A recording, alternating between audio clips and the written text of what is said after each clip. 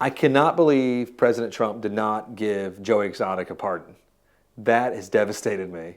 That he gave all his pardons. Anyway, that's the only one I don't care. That's the only one I care about. Gosh, darn it. Sorry, missed opportunities. we were talking about PRS, and I just got thinking on the Tigers in a little bit. Tigers. But so what has happened recently is with the launch of the Lunar ice. Am I correct there? Yes. Not the polar ice. I had to think. I'm so used to you saying polar ice that it threw me off there. I've been calling it the polar ice all week. But anyway, on the release of Lunar ice, there was a mad frenzy to buy these 1,000 limited edition pieces. PRS does this sort of every year now. It's become a thing with the Silver Sky. Yep. This is their second year, so every year. But it's pretty much, it is the exact same guitar as the Silver Sky with a different paint job. It costs a few $100s more. Buying frenzy. Buying frenzy. Buying frenzy. And then reselling frenzy before the guitar is even built. And some of these people have put the guitar for 2 to 3 times the value on Reverb. We've even seen, we'll get into this in a minute, we've even seen some manufacturers that had it at, not manufacturers, dealers that had it at double like the price that you're supposed to do it at. And it was just dumbfounding us.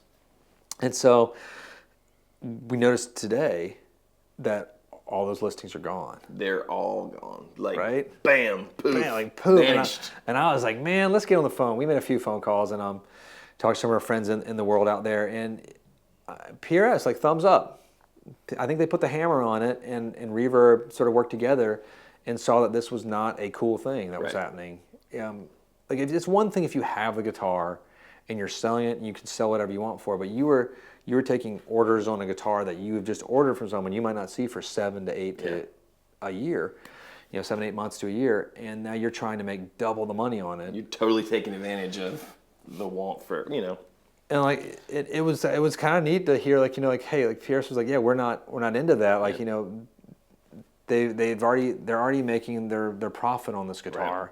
And it's not outrageously, they'd raise it a few $100s just for a new paint job, but they have the position of like, hey, Reverb, this is not cool with us, and Reverb's like, do this. Yeah. We got it, and they did it, and that sort of like opened up a lot of like thoughts and conversations on like, do manufacturers need to do this across the board? We've given 2 wins to PRS this week. We have. What is wrong with us? Credit where credit is due. Hey. Don't worry, PRS. We got something else coming for you soon. We'll figure it out. This is making me upset. It's ruining my week. But no, it's a big deal though, because we've had more calls and emails at the guitar shop about this guitar, the Polar Ice. I think that's so cute. I think of Tom Hanks. It's gonna be our special casino Polar Ice. No. That's what, just call us about it. It's a Wood Library Polar Ice with Tom Hanks' face on the Silver Sky. Guaranteed coming. With the hot chocolate for the movie. That'd be good. That'd be amazing. It's the best scene in that movie. I've actually never watched the whole movie. What? I think they just look so scary to me, the weird CGI. They're terrifying. It was like good CGI. Yes. If you want good CGI, go back to the 80s and watch The Last Starfighter. That's one of the best movies ever. God bless that movie. But anyway, back to this. So PRS took a really active and strong stand, right. and they are also guard against, if dealers are like, it doesn't happen much, I don't think, because like it's weird. But if a dealer's like, let's say the guitar is $2,000, and the dealer's like, I'm going to sell it for $4,000. That's not okay. That's not okay in any way. And like they will sort of either take away your right to have these cool guitars or just cancel your dealership. I've seen it a few times from manufacturers where like dealers have gone a little bit haywire, and the rep, which is the guy that we sort of know that works at the guitar manufacturer, they come to your shop. This one guy had to go to the shop with a van and like take all the guitars back. This really cool guy named Barney. Like he was like the nicest dude you'd ever meet too. And like he's just like a normal heighted guy. Like I just like to imagine him walking in and just like, all right, we're loading out the guitars. We're taking them all right now. So that was kind of a pretty big deal there. But yeah. So what do you think? I mean, I just kind of think it's funny that we are so obsessed with gear as guitarists that PRS has to save us from ourselves. Like, should I spend $3,000 on this guitar that's worth a third or 2/3 of that? Yeah. If only they would save us from buying $5,000 guitar pedals. If only they had saved. Are you talking about Klons? I know. Maybe they're worth it. I don't know. I mean, they are super cool. No pedal's worth $5,000. I'll just say that's a video. Go buy yourself a T-Rock. You know? Yeah, seriously, at that point, buy a 2-rock. Just buy a 2-rock or buy something cool, or one of the other really cool like numbly amps. You know, buy a Smart Bell. Buy something fun. Buy some weird Echo Park thing that's Whatever. made of wood. There's wood ones coming, I heard. Yeah.